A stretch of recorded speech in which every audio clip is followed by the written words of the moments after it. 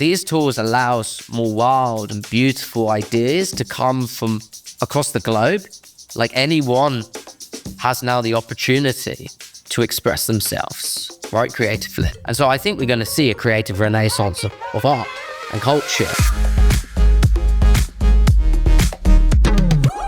Hi, Justin. I'm Arathi. I'm on the Technology and Society team at Google. I lead user experience research for Flow. Very excited to dive into your creative process using Flow to bring your creative vision as well as Lewis's creative vision to life. Very, very grateful for your time. Let's dive in. I'm glad to be here. To start off, would love for you to take me through that journey. How did this project begin? I think I showed them a bunch of our kind of creative work we've done for different film competitions and like less commercial, more kind of creative things. And, you know, the brief was beautifully open. It was kind of themes around the floral elements that you see in the film and some of his other music and his shows going on. And obviously listening to the song, which explores ideas around death, the afterlife and love and just a beautiful, already like quite excited at that point because the visuals were flowing, the ideas were forming. But it kind of started there, you know, with a simple brief and a beautiful song. You know, I really wanted the film to feel quite big and expansive and quite vast and to do impossible things. So we have like an underwater theme, spaces filling up with water or being like deep underwater, things that like typically are really difficult to shoot. That for me was kind of being enveloped by that love feeling, you know, when you're with someone and it's warm and it's lovely and you're floating, you're like, that was kind of the underwater feeling. We started with these character archetypes and we just generate character after character after character until you look in the eyes of the image and you go like, that's the person.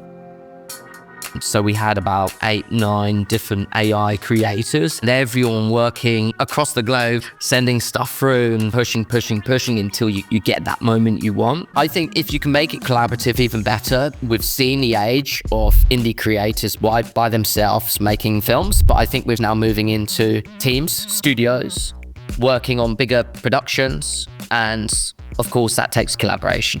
That takes alignment. Now, we live in an age where a lot of projects, teams are remote. So having a collaborative workspace will allow people to really align on prompting on everything that's needed to create one of these films. For the image generation, everything done within Flow, you're all using Nano Banana. We'd upload reference frames that we're generating. So as we're generating more and more, we're picking and choosing ones that aesthetically are right, had the right characters, and would use those as references to create an idea. Beyond that, we have VO, incredible VO. So we'd use VO2, slightly older model, but had frame to frame, which would allow you to introduce one image and another and find ways for these shots to kind of flow together. We have the benefit because of VO. We don't have to work within the means of the content that's shot, right? We can assemble and edit and we can go, wow, that's working brilliant, that's not. Why don't we generate something new that weaves these two moments together? So it was a back and forth process. And that's one, I'd say, of the most beautiful things about these tools is you're not constrained by the footage shot in the edit room floor. In fact, you can work with the editor and the team to create net new whilst you're in the edits process, which is extremely freeing as a creative. You're not having to work within your means anymore. How many iterations did it typically take for you to achieve the intended outcome?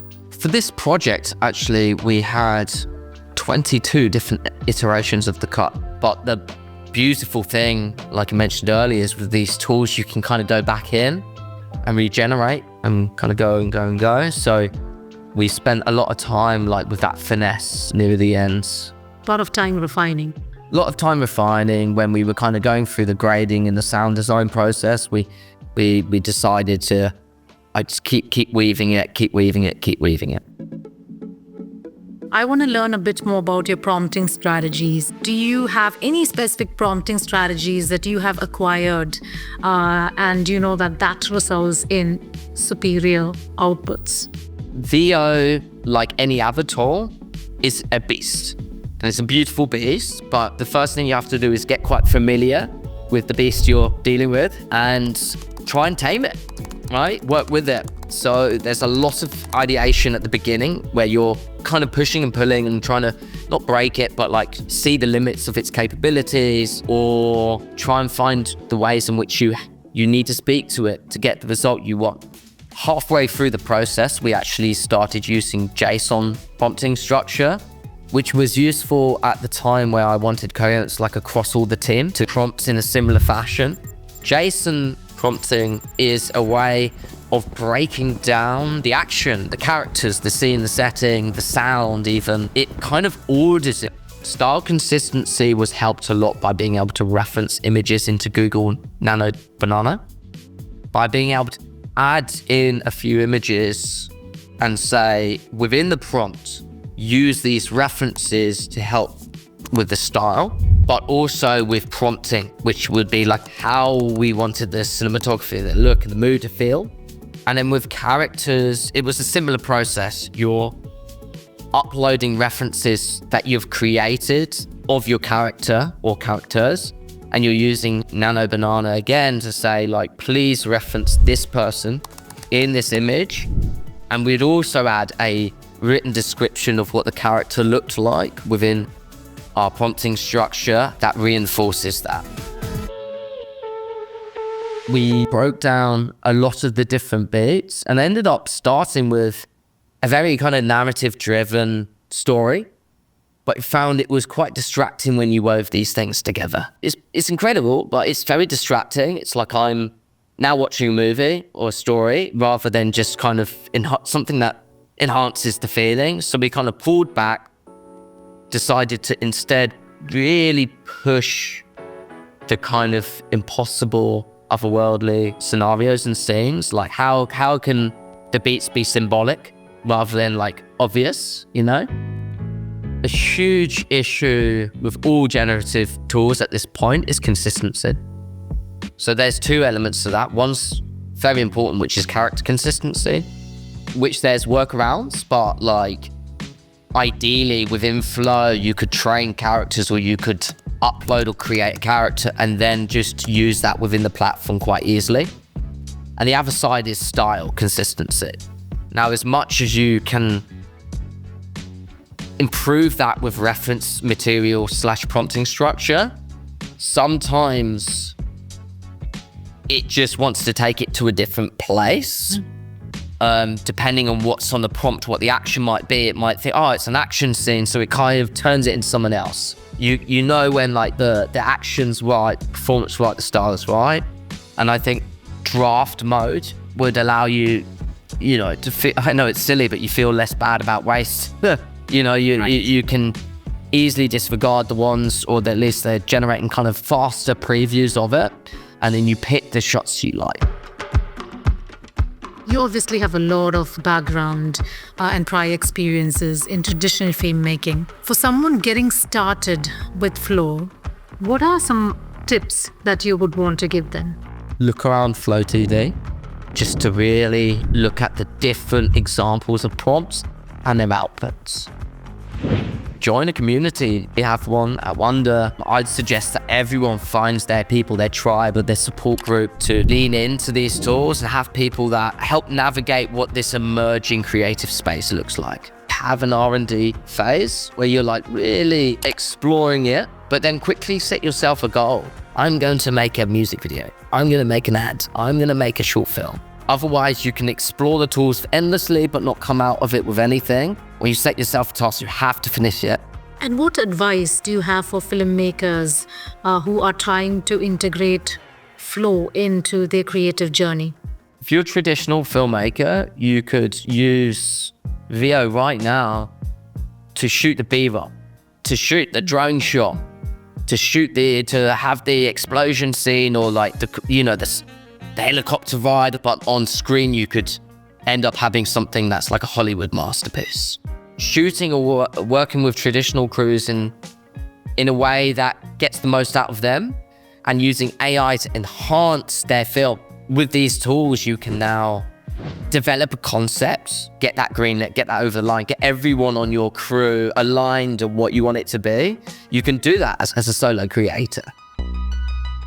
A lot of creators using these tools are able to do so because their traditional experience in creative fields. A lot of the prompting, a lot of the understanding of like what you want from the output or how to get there or how to cut it together does come from traditional craft and process and understanding. The traditional industry or the traditional process isn't going anywhere. It's the hybrid approach to filmmaking will always exist. It's the tools that change. What was typically really difficult to get to a position in your career to work with budgets and crews that would allow you to achieve these impossible, beautiful things. As a creative, that's what you want. It's just that unlock. Now you have it at the power of your fingertips. And now if you combine that with your traditional processes and approach to making films or music videos, now you have the best of both worlds. So really, if you think about it, like these tools allows more wild and beautiful ideas to come from across the globe. Like anyone has now the opportunity to express themselves, right, creatively. And so I think we're going to see a creative renaissance of art and culture. What's a myth or misconception about using AI that you would want to debunk? I think a lot of people think that when you're using AI is very much doing a lot of the critical thinking or a lot of the craft behind the process of making a film, which isn't just a single prompt output. It's thousands of prompts and explorations, backs and forths, lots of different people, reduced down to maybe a few clips that end up being an edit. I think a lot of people think the tools are at a point where it's all automated. It's quite far from that. In fact, it requires more back and forth than a lot of other processes. That's the challenge as much as it's the unlock for creators. It's been truly wonderful to learn about your creative process. Thank you so much for taking the time to chat with us and share your incredible creative journey. I'm very, very excited to see what you do next. Thank you for having me.